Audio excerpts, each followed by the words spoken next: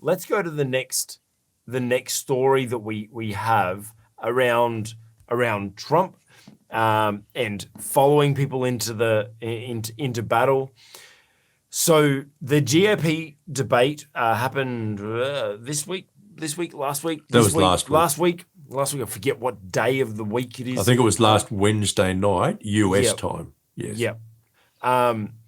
So there was this point where the host asked the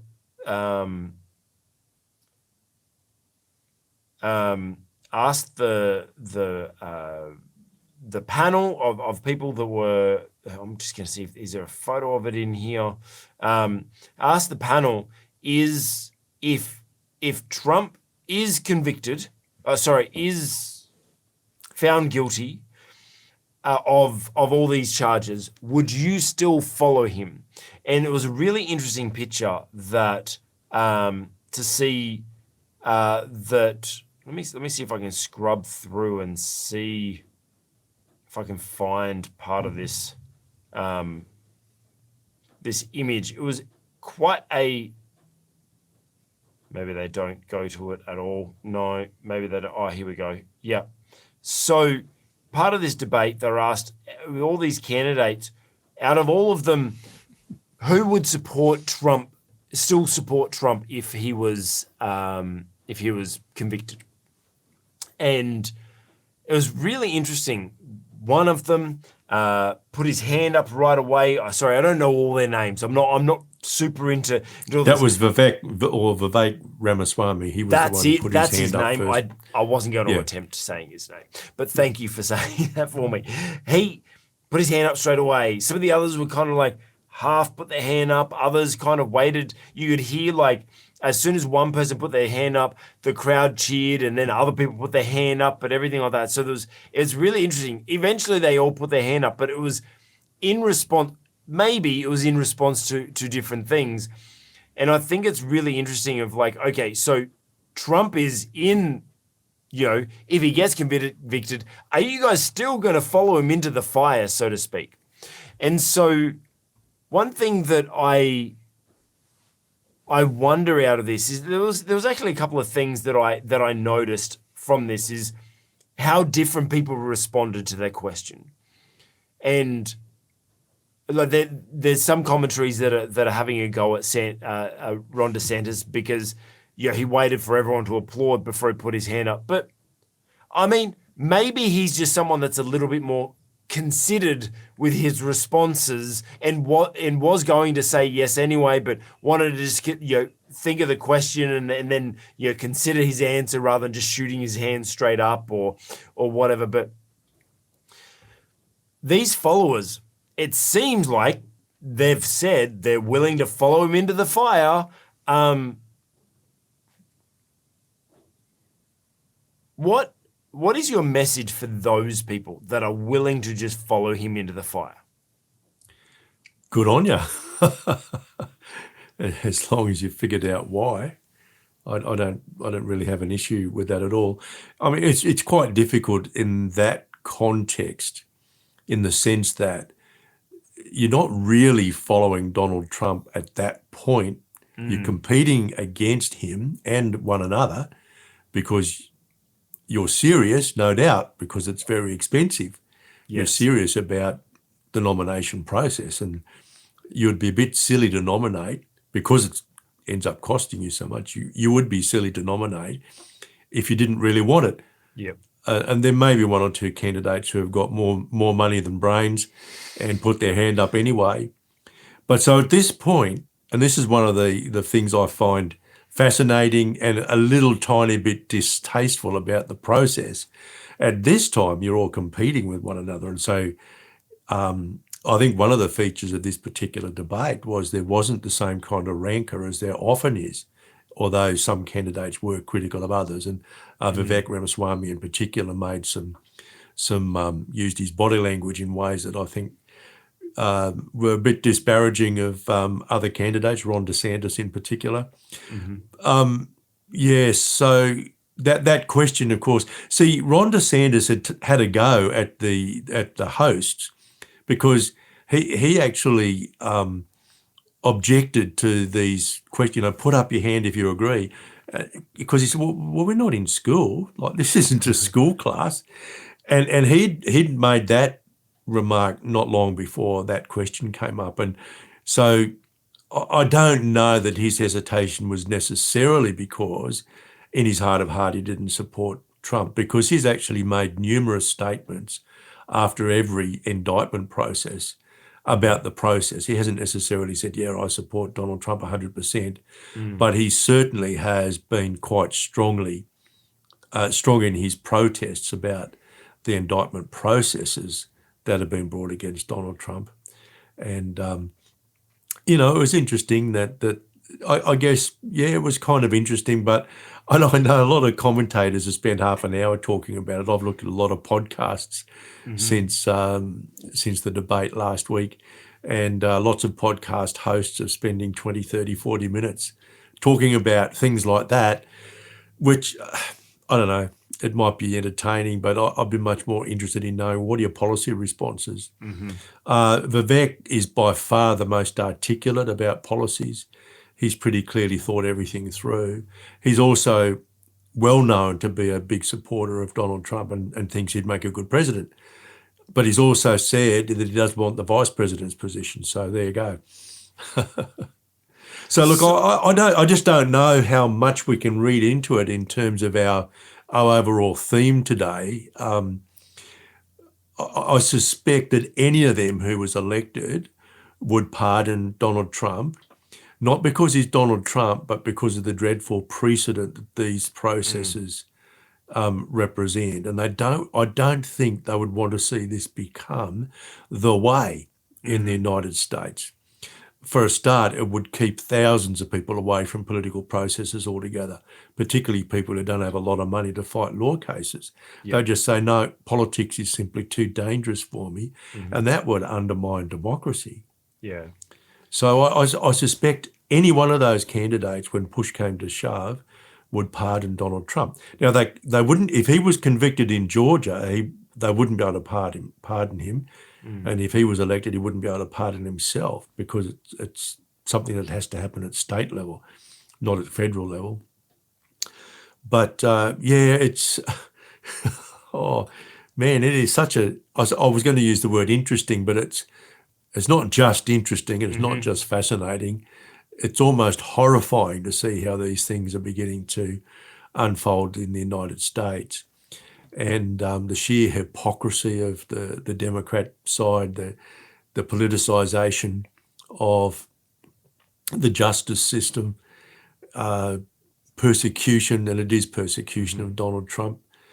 I mean, most legal people will tell you there's really only one issue where he should have been charged, perhaps the charge might ultimately stick, and that was in relation to the documents he took from the White House to Mar-a-Lago. And there are a lot of commentators who are saying, well, there is a case to answer for there. But even then, you go back to Hillary Clinton, there was a decision made not to prosecute, even though, in all likelihood, a prosecution would have been a reasonable thing. So, yes, it's all very interesting. It's all very interesting. So, one interesting point that you brought up is there was no real dominant front runner there. It's because that's Trump. Yes, there's not being a part of it. But what I want to look at is I want to look at the behavior of what happened, and I want to kind of view it from the way that everyone's interpreting it.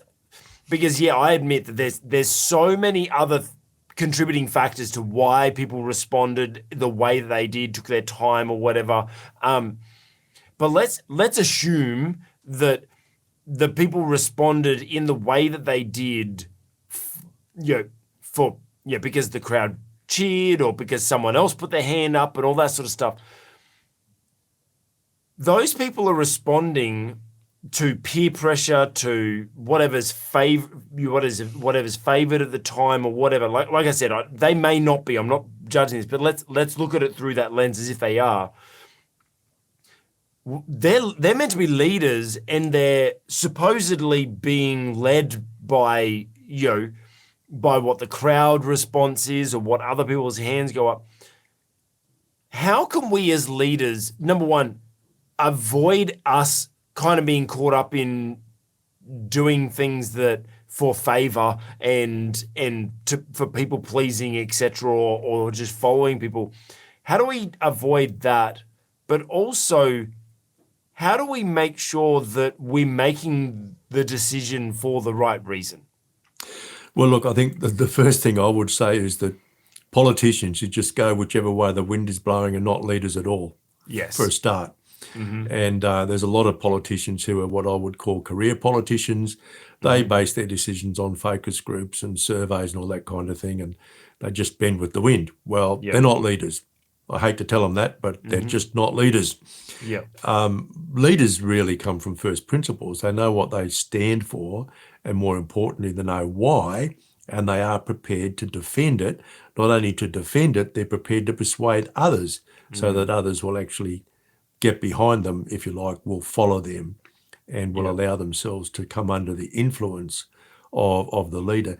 See, I think most leadership isn't attached to a position, it's attached to the person. Agreed. So it's the authenticity of the leadership of the leader. It's the vision that the leader has.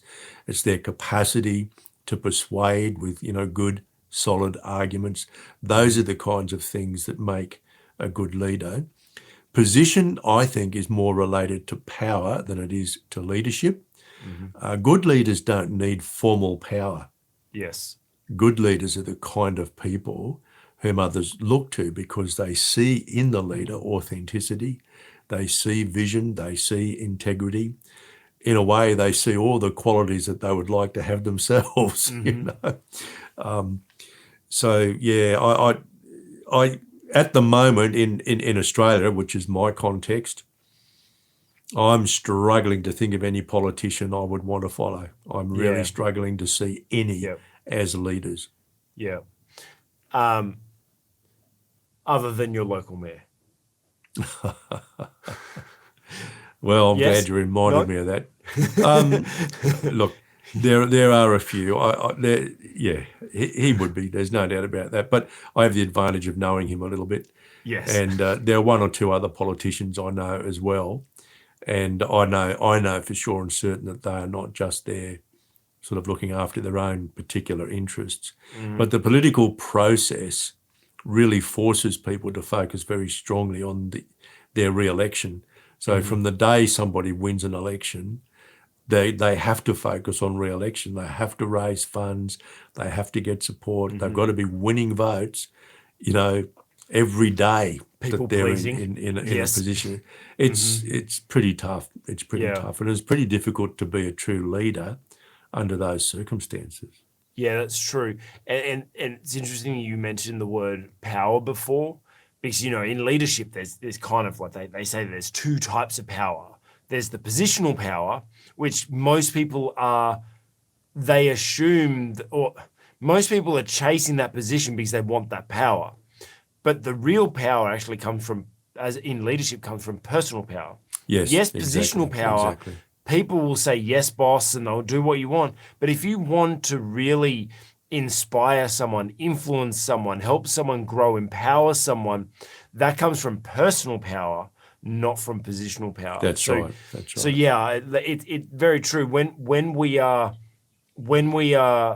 leading, we need to make sure, are we doing this from a place of positional power, or are we doing it from a place of personal power? Are we chasing a position just for the power, or are we the type of person that has the personality that is powerful to the people we lead, regardless of the position that we have? Yeah, I'm not sure I'm not sure I fully answered your question. I can't remember what it was now. No, that's okay. I think we have.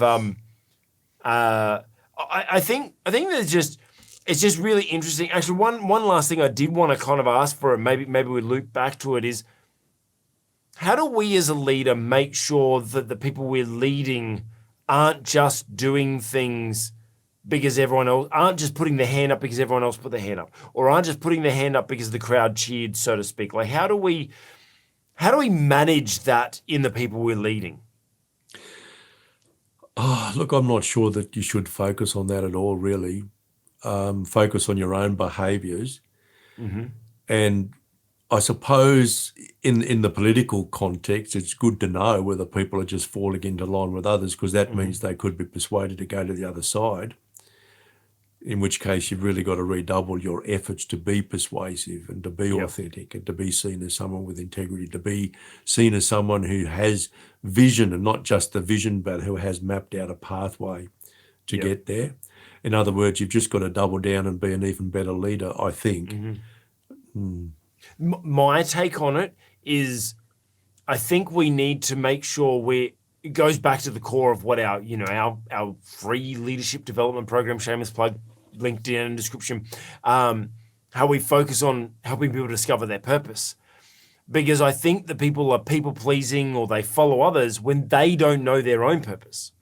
And so if someone doesn't know their own purpose, they're going to be just pursuing someone else's purpose. Whatever's most interesting at the time, whatever's most attractive, whatever shiny ball seems to be bouncing in front of me right now. So I think that's kind of a key. As leaders, we need to make sure that we are helping the people we're leading understand what their purpose is, because when they understand what their purpose is, then we know that they're not just people pleasing. They are, make sure they're focusing on their purpose. And it's something you can continue to remind the people you're leading about. You can continue to remind them, hey, look, I think you're making decisions now not for the right reason, because I know this is your purpose, and I know you've discussed that this is your purpose, this is what you're wanting to pursue. And right now you're doing something that I think is following the crowd or trying to please people rather than pursue your purpose. And I think that's our role as leaders, to make sure that we can help people understand what their purpose is and help them pursue it. And then that will avoid, the people we're leading just be yes men, just being people pleasers. Because at the end of the day, you don't want people that are just blind followers. You want them to be following you for a purpose, because that's how you have better engaged followers. That's how you have people that will withstand more persecution if they know what their purpose is. Because if they're, as Dr. Rogers said, if they're just people pleasing, as soon as some persecution comes along, well, they're going to shift their mind and go with the crowd that is persecuting them, because they want to please those people as well. So that's a good point, Dr. Rod.